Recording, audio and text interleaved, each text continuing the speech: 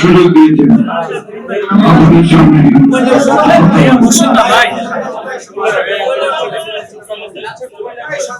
আমি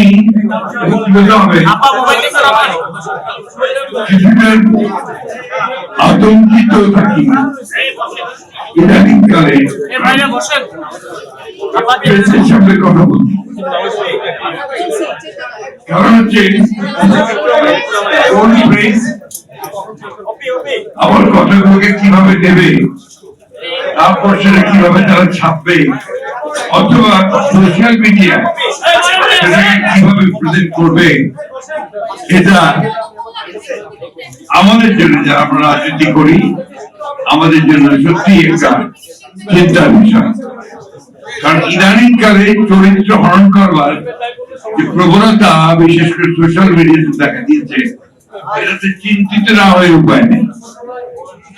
যাই হোক, বাংলাদেশের সংবাদ মাধ্যমের স্বাধীনতার বিষয়টা কোনো নতুন নয়। আমরা যারা বাংলাদেশের স্বাধীনতার পক্ষে কাজ করেছি সেই 60-এর দশক থেকে, তখন থেকে এই বিষয়টাকে সবচেয়ে সামনে এসেছে এবং পাক শাসকদের, পাকিস্তান শাসকদের বিরুদ্ধে সেই সময়েও আমরা কথা বলেছি, আন্দোলন করেছি, কাজ করেছি। একটা সুবিধা ছিল যে তখন সংবাদ মাধ্যমের একটা নিজস্ব স্বকীয়তা ছিল, যেখানে তাদেরকে কোন গোষ্ঠীভুক্ত করা অতটা সহজ হতো। বরঞ্চ আমি যেটা বলতে চাই সেটা তাদের সেই দেশপ্রেম, আন্তরিকতা এবং দায়িত্ববোধ আমার কাছে মনে হয়েছে যে অনেক উঁচু দরের ছিল। বর্তমান প্রেক্ষাপটে সংবাদপত্রের স্বাধীনতা নিঃসন্দেহে আগের চেয়ে বেড়েছে এবং আমি আজকে যেটা পত্রিকায় দেখলাম যে আন্তর্জাতিক মানদণ্ডে প্রায় 16% স্বাধীনতা বেড়েছে। সমস্যা দেখা দেয় তখনই যখন দেখি আমরা কোন কোন সংবাদ মাধ্যম গোষ্ঠী, কারণ তো গোষ্ঠী হয়ে গেছে, আরেকটা গোষ্ঠীকে আক্রমণ করে এবং বিভিন্ন ভাবে আক্রমণ করে। কোন কোন জায়গায় দেখা যায় যে কোন কোন রাজনৈতিক গোষ্ঠীও সেটার সঙ্গে যুক্ত হয় এবং বিভিন্ন রকম রাজনৈতিক কর্মসূচিও প্রদান করে। আমি জানি না যে একটা গণতান্ত্রিক সমাজে, একটা মুক্ত সমাজে এটা কতটুকু গণতন্ত্রকে শক্তিশালী করতে সাহায্য করে। আমরা তো পুরনো মানুষ, আমরা গণতন্ত্র বলতে বুঝি যে সকল মানুষের কথা বলার স্বাধীনতা, তার ভোট দেওয়ার স্বাধীনতা, সে নিজে একটা চিন্তায় বিশ্বাস করে সেটার স্বাধীনতা, একই সঙ্গে অন্যের যে চিন্তা করার স্বাধীনতা সেটাকেও সে সমানভাবে মর্যাদা দেয় এবং সহনশীল থাকে। আমরা বুঝি যে সংবাদপত্রের স্বাধীনতা, সংবাদপত্র যা বলতে চাইবে, মাধ্যম যা বলতে চাইবে সেটাকে গ্রহণ করা বা পছন্দ না হলে সেটা সম্পর্কে কথা বলা সব ঠিক আছে, কিন্তু সেই সংবাদ প্রতিষ্ঠানকে উড়িয়ে দেওয়া, তার প্রতি আপনার মব জাস্টিস প্রয়োগ করার চেষ্টা করা, এগুলোকে অবশ্য আমরা আমাদের সেই পুরনো মানুষেরা আমরা গণতন্ত্রের মানদণ্ড হিসেবে দেখতে পারি না। আমাদের কাছে 1971 সালের স্বাধীনতা যুদ্ধ একটা বিশাল কথা, ওটাকে কেন্দ্র করে আবর্তিত হয় আমাদের চিন্তা। এই জন্যে যে আমরা সেটার জন্য লড়াই করেছি, যুদ্ধ করেছি, প্রাণ দিয়েছি, দীর্ঘ 9টা মাস আপনার অবিশ্বাস্য রকমের কষ্ট মধ্যে দিয়ে পার করেছি। তো সেই জায়গাটাতে আমরা কিন্তু কোনো আপোষ করতে চাই না। এটাকে অনেকে পছন্দ করতে পারেন, নাও করতে পারেন, তাতে কিন্তু আমি ব্যক্তিগত এবং আমরা কিছু মনে করি না, কারণ দ্যাট ইজ মাই বেসিস, ওটাই আমার মূল ভিত্তি। এরপরে আমরা বহু আন্দোলন করেছি, সংগ্রাম করেছি, লড়াই করেছি। আর বিএনপি হিসাবে আমি একটা কথা খুব জোর দিয়ে বলতে চাই যে আমার দলই তো প্রথম যারা সংবাদপত্রের স্বাধীনতাকে ওপেন করেছিল 1975 সালে। তার আগে একদলীয় শাসন ব্যবস্থা বাকশাল হয়েছিল, সব সংবাদপত্র বন্ধ করে দেওয়া হয়েছিল। এই কথাটা কিন্তু কেউ আলোচনা করেননি। আর 4টি সংবাদপত্র ছাড়া সমস্ত রাজনৈতিক দলকে আপনার যেমন নিষিদ্ধ করা হতো, সংবাদপত্রগুলোকে নিষিদ্ধ করে দেওয়া হয়েছে। বিএনপি প্রেসিডেন্ট রহমান সাহেব যখন দায়িত্বে আসলেন, তিনি যে সংবাদ মাধ্যমগুলো চালু করেছেন, স্বাধীনতা দিয়েছেন। আমরা বলি না যে আমরা একেবারেই আপনার তুলসী পাতা, কিন্তু এই কথা নিঃসন্দেহে বলতে পারি যে আমরা নিঃসন্দেহে সংবাদপত্রের স্বাধীনতার জন্য অনেক বেশি কাজ করেছি। আজকের যে আকাশ আপনার মাধ্যম, এটা কিন্তু আমাদের দ্বারাই শুরু করা, এবং অনেকগুলো মিডিয়া আছে যেগুলো আমাদের সময় তৈরি করা। আমাদের সঙ্গে সংবাদপত্রের এবং সংবাদ কর্মীর যে আপনার নির্যাতন নিপীড়ন, এটা তুলনামূলক ভাবে নিঃসন্দেহে অনেক কম হয়েছে আপনারা যদি সেটা দেখেন। এবং আমরা এখন পর্যন্ত যেটা বিশ্বাস করি, আজকেও আমাদের দলের চেয়ারপারসনের একটা স্টেটমেন্ট বেরিয়েছে, আমি মনে করি এটা মুক্ত সংবাদ মাধ্যমের স্বাধীনতা চর্চার অত্যন্ত শক্তিশালী একটা ভূমিকা। আমি বক্তব্য দীর্ঘ করবো না, আমরা একটা ট্রানজিশনের পিরিয়ডে আছি।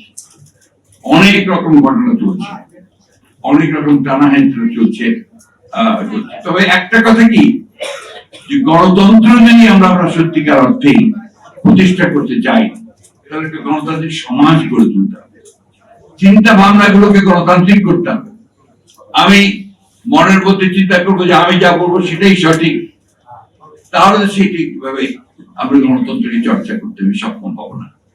একইভাবে সংবাদ মাধ্যম গুলোকে তারা আমার কথা বললে ঠিক আছে আর আমার কথা বললে ঠিক নেই, এই চিন্তা ভাবনাও কিন্তু আমার গণতান্ত্রিক যে চর্চা সেটাকে শক্তিশালী করবে না। সংকটটা কোথায়? সংকট যে গণতান্ত্রিকটা নেই। 15 বছর ধরে তো লড়াই করলাম সেই জন্যই, গণতন্ত্রের উত্তরণের জন্য। 24শে জুলাই ছাত্র জনতার উত্থানের মধ্য দিয়ে তাদের জন্য সম্ভব হয়েছে একটা ফ্যাসিস্ট রুলারকে, রেজিমকে সরিয়ে একটা সুযোগ সৃষ্টি করার, যে সুযোগে আমরা একটা গণতান্ত্রিক ব্যবস্থা শুরু করতে পারি। পোটেনশিয়ালটা দেখা দিয়েছে, সম্ভাবনাটা দেখা দিয়েছে। রাতারাতি হয় না, গণতন্ত্র প্র্যাকটিসের জিনিস, ওটাকে চর্চা করতে হয়। যেমন আপনার একটা গাছকে যখন বড় করতে হয়, তাকে নিয়মিত পানি দিতে হয়, চর্চা করতে হয়। সেইভাবে আমি হঠাৎ করে বললাম যে গণতন্ত্রকে আমি করে ফেললাম, সেই গণতন্ত্র হয় না। আরেকটা কথা, গণতন্ত্র হয় না, এটাই করতে হবে, এটা ছাড়া অন্য কোনো কিছু হবে না। এই যে মানসিকতা, এই মানসিকতা কিন্তু আমাকে গণতন্ত্রকে চর্চা করতে দেবে না। আরেকটা জিনিস সবচেয়ে বড়, জনগণের উপরে আস্থা রাখতে হবে, তার চিন্তা ভাবনা, তার রায়, তার মত, তার আস্থা রাখতে হবে। আমার বাবা কিন্তু মুসলিম লীগ করতেন, আপনি জানেন অনেকেই, কিন্তু এই চিন্তায় ভাবনার কথাবার্তায় অনেক তখনকার দিনের তুলনায় অনেক আধুনিক ছিলেন। তিনি সংস্কৃত পড়েছেন তাদের সময়, পার্সিও পড়েছেন। তিনি বলতেন যে আমাদের বেশিরভাগ মানুষের মধ্যে একটা প্রবণতা আছে ফার্সিতে। উনি বলতেন হাউ ইউ ডিগার নিস্ট, আমি ছাড়া আর কেউ নেই, আমি সব। আর সংস্কৃতে আছে এক মেঘ দ্বিতীয়, আমি হচ্ছে একমাত্র। এই যে আমি চিন্তাটা, এখান থেকে বেরিয়ে আসা দরকার গণতন্ত্রে, এবং আমাদের সংবাদ মাধ্যমের এই চর্চাটা সবচেয়ে বেশি করা দরকার। কোন কোন সংবাদ মাধ্যম আছেন ভাবছেন তারাই যা বলছেন ওটাই সঠিক, ওটার বাইরে কেউ বলতে গেলে তিনি হয়ে যাচ্ছেন ফ্যাসিস্টের দোষর, অথবা ভারতীয় দোষর, অথবা আওয়ামী লীগের দোষর। অলরেডি ইতিমধ্যে আমার সেই বদনাম শুরু হয়েছে, এটা আপনারা খুব ভালো করে জানেন সবাই। কথা ওই জন্যই বলছি, দুর্ভাগ্যজনক, কষ্টকর। আমরা জ্ঞানত কখনো দেশের বিরুদ্ধে, জাতির বিরুদ্ধে কখনো কাজ করার কথা চিন্তা করি না। এখন এই দেশে কিছু মানুষ আছে যারা ওই চিন্তাটা করে। তো যখন সেটাকে আপনার ভিন্নভাবে এতটুকু আমি যা বললাম, ঠিক কথা কিছু আগে বললাম যে আমার কথা বলতে ভয় হয় এই জন্যে যে আমার এতটুকু কথা একটু কাট করে রেখে দিয়ে কাটপিস দিয়ে আর বাকিটা ছেড়ে দিল, বাস আমি আপনার ভারতীয় দোষর হয়ে গেল। এই কথাটা বলা উচিত না আমার, কিন্তু বলতে বাধ্য হচ্ছে। এই ঘটনাগুলো ঘটছে, এই ঘটনাগুলো যেন না ঘটে সেই জন্য আমাদেরকে সজাগ হওয়া উচিত, সতর্ক হওয়া উচিত। বিশেষ করে আমরা যারা সত্যিকার অর্থেই বাংলাদেশকে গণতান্ত্রিক রাষ্ট্রে দেখতে চাই, পুনরায় দেখতে চাই, তাদের আমাদের দায়িত্বটা অনেক বেশি। একই সঙ্গে যারা নতুন করে আমি যারা ইয়াং জেনারেশন আসছে, আমি অত্যন্ত আনন্দিত এবং আপনার বলা যেতে পারে আশাবাদী। ইয়াং ব্লাড ছাড়া তো কোনো কিছু এগোয় না। এই ইয়াংরা যখন আসছেন তখন ওই বিষয়টা তাদের মাথায় রাখা, এই বিষয়টা তাদের মাথায় রাখা খুব জরুরি বলে মনে করি। তা নাহলে তাদের যে ত্যাগ, যে হাজার হাজার ছেলে শিশু প্রাণ দিল, এই যে 15 বছর ধরে প্রায় 60 লক্ষ মানুষ নির্যাতনে ভুগলো গণতন্ত্রের জন্য, সেই পুরো বিষয়টাই কিন্তু আপনার একেবারে ম্লান হয়ে যাবে, ব্যর্থ হয়ে যাবে। আমি আপনাদেরকে একটু নিশ্চয়তা দিতে পারি, আমাদের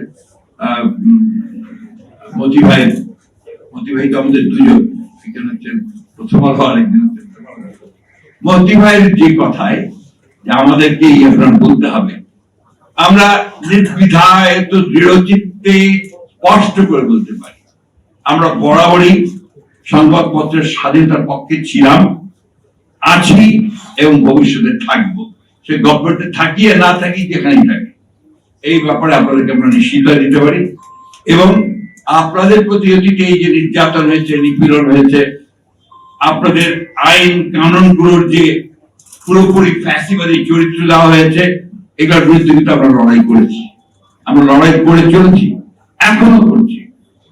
এবং খুব স্পষ্ট ভাষায়, দৃঢ় ভাষায় আমরা বলতে চাই, আমরা কখনোই অন্যায়ভাবে অন্যের মতকে চাপিয়ে দেওয়া যে ব্যাপারটা আছে, এটাকে আমরা সমর্থন করবো না। আমরা আরেকজনের মতের স্বাধীনতাকে নিশ্চয়ই সেটাকে আমরা দৃঢ়ভাবে আমরা সেটাকে সমর্থন দেব।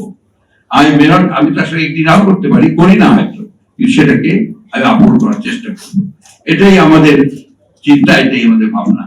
একটা বিষয় আমি আপনাদেরকে নিশ্চয়তা দিতে পারি যে আমরা সংবাদপত্রের স্বাধীনতা, এটা আমাদের অন্যতম, আমরা দেখছেন 31 দফার মধ্যে এটা আমাদের আছে, 27 দফার মধ্যে ছিল, তারও আগে ছিল, 2016 ছিল সংস্কারের।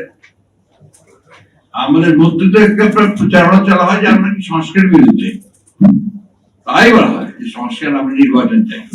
অর্থাৎ সংস্কার বিষয়টাই শুরু হয়েছে আমাদের দ্বারা।